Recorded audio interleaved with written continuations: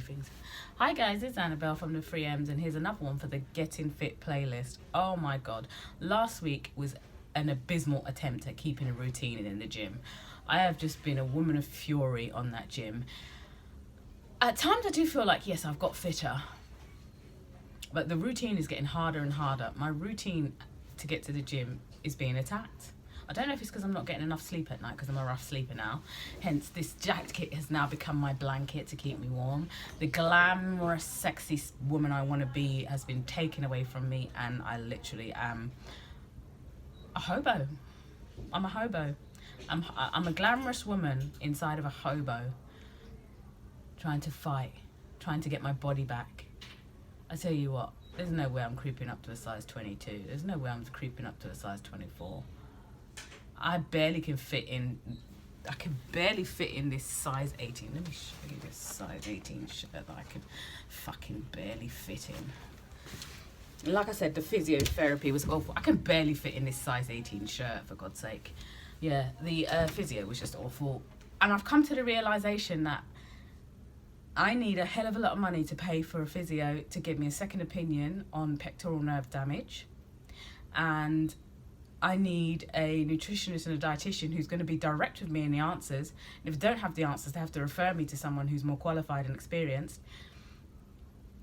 And I need a clinical psychologist who can help me with what's happening when my cooking times had been attacked in a bed and breakfast that the Royal Borough of Kensington and Chelsea put me in after being in a women's refuge that refuses to extend my stay. And I will say it's hard to use a dirty towel and dirty gym kit because I don't have access to a washing machine. It's very hard to keep going with dirty clothes and then trying to economize my usage of washing tablets and detergents and laundrettes and things like that. So that was been hard, but it didn't stink that much. I think my gym kit didn't stink that much. Praise the Lord for locker hire. Praise the Lord for locker hire. You know, one thing I will say, your lockers can be a little bit longer because then I could put my clothes for the week in there. I mean, I don't own an ironer because I don't have a place called home. I'd be able to iron my clothes for the week, and then I'd be able to save on time. Literally, gym, clothes, back out to uni. And if I was to be in full-time employment, I could be back out into employment or whatever. So, yeah. The lockers could do with being a little bit longer. Where is the water fountains in this gym? I haven't even seen a vending machine where you could buy like those energy drinks. So thank God for water fountains, eh? I feel like I've got fatter because this jacket is a size 18 to 20 and it doesn't fit well. These jeans are a size 20. They don't fit well. I can no longer fit in my bra, and the bone in my bra came out, so I've got to do something with this getting fit. I need to do something, and it's not going to happen unless the NHS provide me with someone who can actually answer the fucking questions, man. Answer the fucking questions. How much exercise is too much? How much exercise is too little? Why? Because I used to be on a low carb, no carb diet, and I used to exercise more than an hour a day, and this is the result, right? It's not sustainable in a working class lifestyle, right? So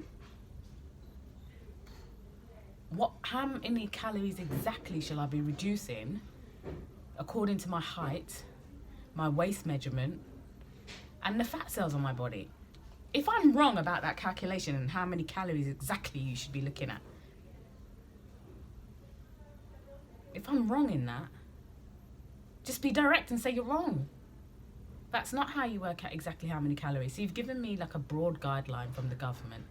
But if that broad guideline from the government doesn't help me to get fit and healthy so that I can walk up a flight of stairs on public transport when I'm commuting without feeling like I'm going to have a heart attack, you know? I should be able to walk around campus. I should be able to do what I got to do and not feel like I'm going to have a fucking heart attack. Getting fit. Okay, so hopefully next week I'll be able to keep a routine. I'll be able to get fitter, see the changes in my body. I also asked, okay, so you're telling me I should do some more upper body work. I have broad shoulders and a large bust.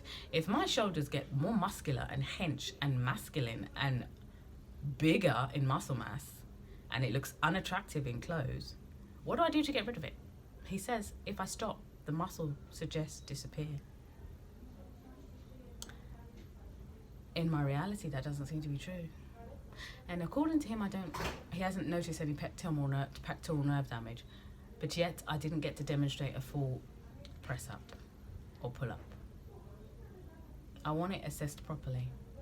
And obviously I haven't moved on to how can I assess the damage to my kidneys, my liver, my heart, my insulin, all of that from low carb, no carb. I need to assess the damage. How many times have I told you I over-exercised and under-ate? Low carb, no carb is what I did. It's damaging. It's damaging. I need to assess the damage so I don't give myself more damage on this journey to quality of life.